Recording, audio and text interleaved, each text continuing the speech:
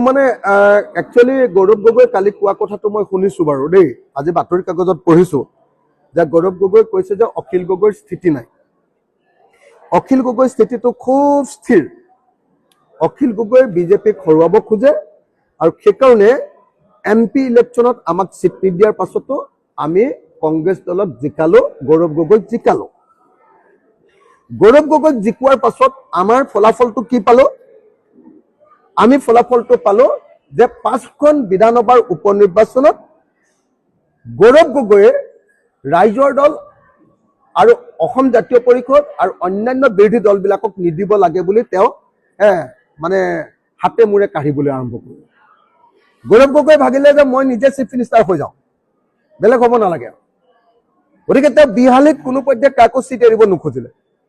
এতিয়া আপোনালোকে কওক যে অখিল গগৈয়ে গৌৰৱ গগৈক জিকাবৰ কাৰণেও লাগি দিছে আৰু অখিল গগৈয়ে তাৰপিছত পঞ্চায়ত ইলেকশ্যনতো একেলগতে কংগ্ৰেছৰ লগত ইলেকশ্যন খেলিবৰ কাৰণে সন্মতি প্ৰকাশ কৰি একেলগে বুজাবুজি কৰিবৰ কাৰণে আলোচনা কৰিছে। কংগ্ৰেছে MP ইলেকশ্যনত অখিল গগৈৰ পৰা ৰাইজৰ দলৰ পৰা সহায় লৈছে, জাতীয় পৰিষদৰ পৰা সহায় লৈছে। তাৰ পাছৰে আকৌ উপ নিৰ্বাচনটোত তেওঁলোকে লাট মাৰি দিছে আমাক, আকৌ পঞ্চায়ত নিৰ্বাচনতো তেওঁলোকে লাট মাৰি দিছে। গতিকে অস্থিৰতা গৌৰৱ গগৈ নে অস্থিৰতা অখিল গগৈ? ৰাজনৈতিকভাৱে আমি অস্থিৰ কোনো পৰ্যায় হোৱা নাই, কিন্তু কংগ্ৰেছৰ যিটো অস্থিৰতা, সেই অস্থিৰতাক সমালোচনা কৰাৰ কাৰণে গৌৰৱ গগৈ আমাক অস্থিৰ বুলি ক'ব খুজিছে। আমি গৌৰৱ গগৈ আৰু কংগ্ৰেছৰ অস্থিৰতাক সমালোচনা কৰিছো যে তোমালোকক যদি আমি MP ইলেকশ্যনত সহায় কৰিব পাৰো, তেতিয়াহ'লে তোমালোকে কিয় আপোনাৰ উপ নিৰ্বাচনত একেলগে ইলেকশ্যনটো কিয় নেখেলা? নাম্বাৰ 1। আকৌ উপ নিৰ্বাচনটো তোমালোকে একেলগতে নেখিলা, আকৌ এইবাৰ পঞ্চায়ত নিৰ্বাচনতো একেলগতে নেখেলা। কেলে নেখেলা এইটোকে কথা কোৱাচোন, বেলেগ কথা ক'ব নালাগে।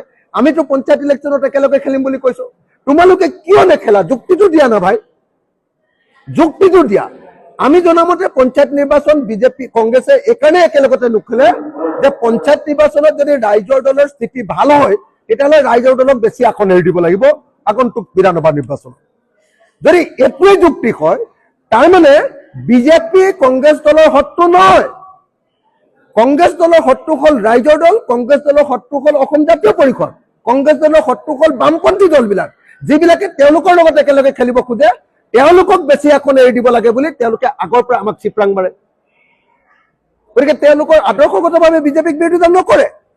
গতিকে আমি স্পষ্ট ভাষাত কৈ দিছো যে গৌৰৱ গগৈ কোৱাৰ দৰে অখিল গগৈ অস্থিৰ নহয়, বৰং কংগ্ৰেছ দল অস্থিৰ, গৌৰৱ গগৈ অস্থিৰ, ভূপেন বৰা অস্থিৰ। তেওঁলোকে আমাক MP ইলেকশ্যনত আমাৰ সহায় লাগে, কিন্তু তেওঁলোকে উপ নিৰ্বাচনত আমাক সহায় দিব নোখোজে। আকৌ উপ নিৰ্বাচনত তেওঁলোকে আমাৰ পৰা আঁতৰি যায়। আকৌ যেতিয়া আমি ক'লো যে নহয় পঞ্চায়ত ইলেকশ্যনত একেলগে খেলো, তেওঁলোকে যে পঞ্চায়ত ইলেকশ্যনত একেলগে নেখেলো, বিধানসভা ইলেকশ্যনতহে একেলগে খেলিম। আৰে তোমালোকৰহে অস্থিৰতা, তোমালোকে পঞ্চায়ত ইলেকশ্যনত একেলগে নেখেলা। কেলে নেখেলা? চিটবিলাক বিক্ৰী কৰিবৰ কাৰণে নহয় জানো? চিটবিলাক বিক্ৰী কৰি সংখ্যালঘু চিট, মুছলমান চিটবিলাক বিক্ৰী কৰি টকা পায়, আৰু টকা পাই কাৰণে আমি যদি একেলগতে খেলো আমাক কেইটামান চিট দিব লাগিব কাৰণে টকাটো কমিব। সেইকাৰণে কংগ্ৰেছে আমাৰ লগত বুজাবুজি নকৰে। কি কৰো কওক এতিয়া? আমি অস্থিৰ নে গৌৰৱ গগৈ অস্থিৰ?